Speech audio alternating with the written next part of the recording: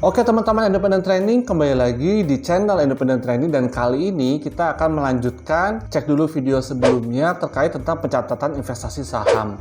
Nah memang di konten yang kemarin kita belajar introduction sedikit bahwa pencatatan investasi saham ada perbedaan antara equity method dan cost method ataupun cost method fair value ya. Kali ini kita akan melanjutkan dengan pembahasan bagaimana kalau book value dari perusahaan yang diakuisisi berbeda dengan fair value-nya.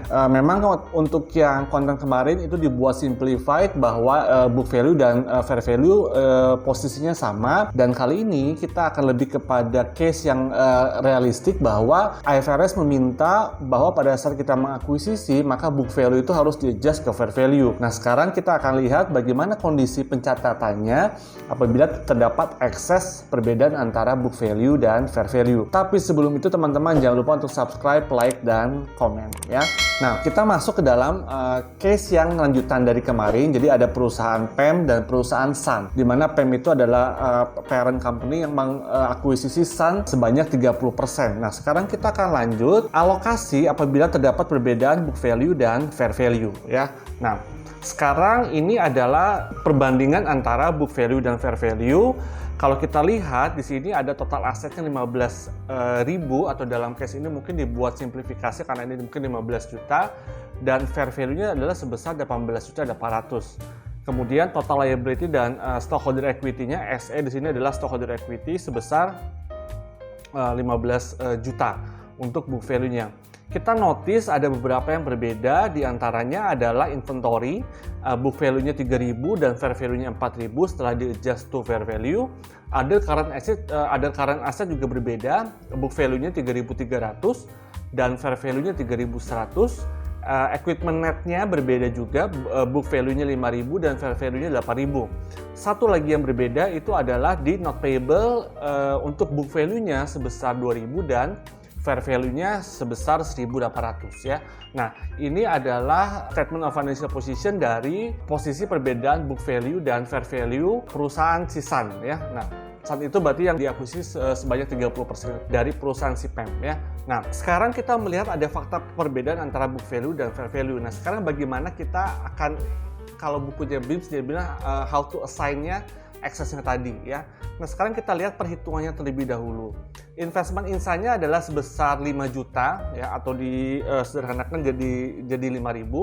Ini ada di konten sebelumnya. Jadi teman-teman yang mau nonton konten ini kalau bisa nonton dulu konten sebelumnya supaya tahu case awalnya seperti apa. Kemudian setelah investment insight sebesar 5.000, ada book value of interest-nya sebesar 30%, karena 30% itu adalah niat interest yang akan diberikan ataupun yang akan dibeli si PEM kepada si Sun sebesar 30% ya.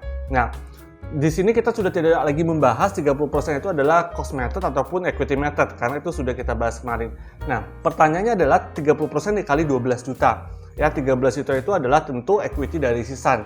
Kalau kita kembali ke perhitungan atas, mudah saja 15.000 dikurangi dengan count payable 1.000 dan not payable 2.000 ya. Sehingga netnya menjadi 12.000 ya. Nah, sehingga investment insan sebesar 5.000 dikurangi dengan book value of interest-nya 3.600, terdapat total excess sebesar 1.400. Nah, bagaimana kita meng-assign 1.400 ini? 1.400 ini akan kita assign kepada identifiable net asset yang tadi ada perbedaannya ya.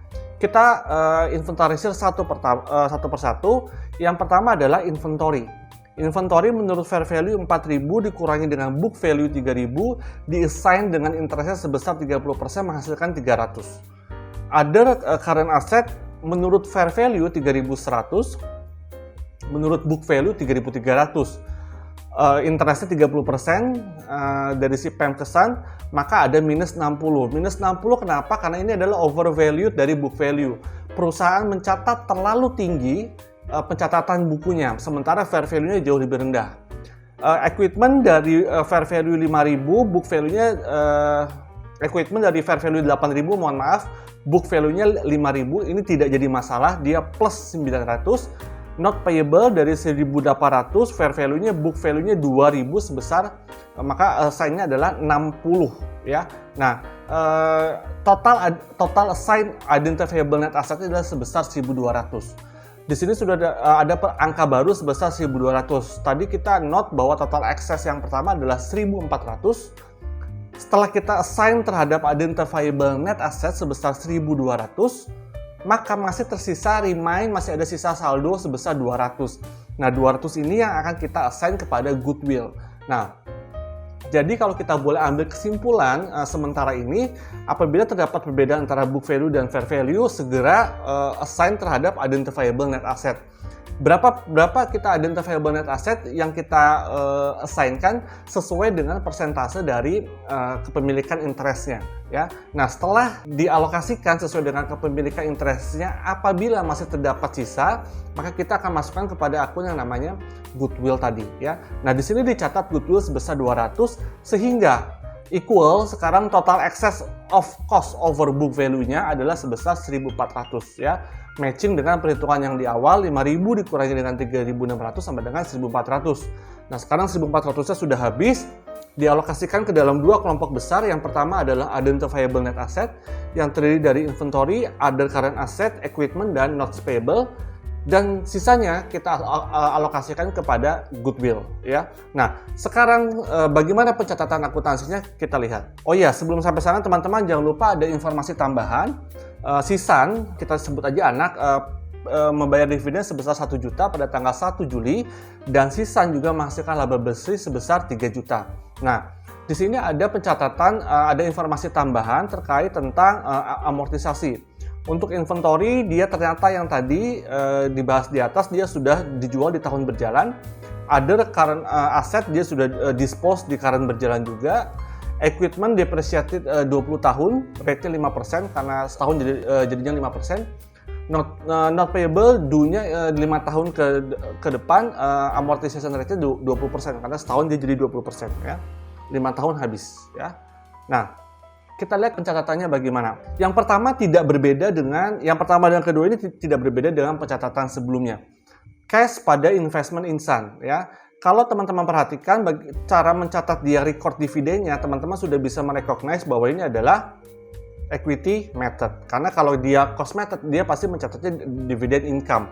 Tapi pada saat dia cash pada investment insan, ataupun investment kita menjadi berkurang, itu karena kita being part of their interest, maka kita akan minus. Tapi sebaliknya, in return kita akan mendapatkan portion dari net income Sisan. Maka kita mencatat Desember 31-nya adalah sebesar 900, ya. Investment insan sebesar di debit 900 dan income from Sun sebesar 900. Nah, 900 ini didapat dari mana? 30% dikali dengan 3 juta. Kalau saya tidak salah, nanti dicek lagi di atas. Dan untuk dividennya dia 1 juta dikali dengan 30%, ya. Nah, itu pencatatan yang sama dengan konten sebelumnya. Nah, ini kita mau mencatat yang excess tadi, ya. Yang pertama adalah kita mencatat inventory tadi sebesar 300, ya. Income from Sun di debit dan investment in Sun di kredit sebesar 300, ya. Itu untuk yang pertama. Yang kedua, kita mencatat untuk overvalued other current asset. Investment in Sun dibalik posisinya, income from Sun sebesar 60, ya. Untuk yang ketiga kita akan mencatat depresiasi, ya. Jadi kan didepresiasi 20 tahun, ya. Income from Sun dan investment in Sun sebesar 45. Yang terakhir adalah untuk amortisasi dari not payable, ya. 60.000 dibagi dengan due in 5 years di atas di soalnya, maka masing-masing setiap tahun adalah 12. Kita mencatat jurnalnya adalah income from Sun pada investment in Sun, ya. Nah, sekarang kita akan lihat sebetulnya 5 entry tadi, 5 entry yang mana saja. 5 entry dimulai dari yang investment insan sebesar 900, write off inventory 300, overvalued other current asset 60, depresiasi 45, dan amortisasi dari not payable. Jadi ada 5, ya. Nah, sebetulnya 5 tadi itu bisa di wrap up menjadi satu jurnal investment insan pada income from Sun sebesar 603. Dari mana breakdown-nya? Kita lihat sekarang. Equity yang tadi sebesar 900 dikurangi dengan investment sold-nya 300 sudah kejual, other current asset sold-nya 60, dia overvalued, equipment-nya 45 minus not payable-nya 12 sehingga total investment income from Sun sebesar 603, ya. Nah, ini tadi teman-teman perhitungan 603 yang sebetulnya bisa dijadikan satu jurnal, dan satu jurnal tadi teman-teman sudah tahu bagaimana breakdown-nya, di breakdown kepada 5 pencatatan jurnal, mulai dari equity-nya, dan 4 adalah perbedaan antara book value dan fair value. Yang 4 ini, 3-nya adalah aset, yang satunya adalah not payable. Nah, itu kurang lebih teman-teman bagaimana cara pencatatan akuntansi apabila terdapat perbedaan antara book value dan fair value. Aksesnya kembali lagi kesimpulannya adalah kita assign kepada identifiable net asset. Setelah dialokasikan untuk identifiable net asset, kalau masih ada sisa kita masukkan ke goodwill. Jangan lupa setelah dicatat bagaimana perhitungannya, kita lakukan penjurnalan masing-masing untuk identifiable net asset tersebut ya. Oke guys, itu kurang lebih pembahasan kita terkait tentang excess investment cost over underlying book value of equity, dan semoga bermanfaat. Stay terus di channel Independent Trading.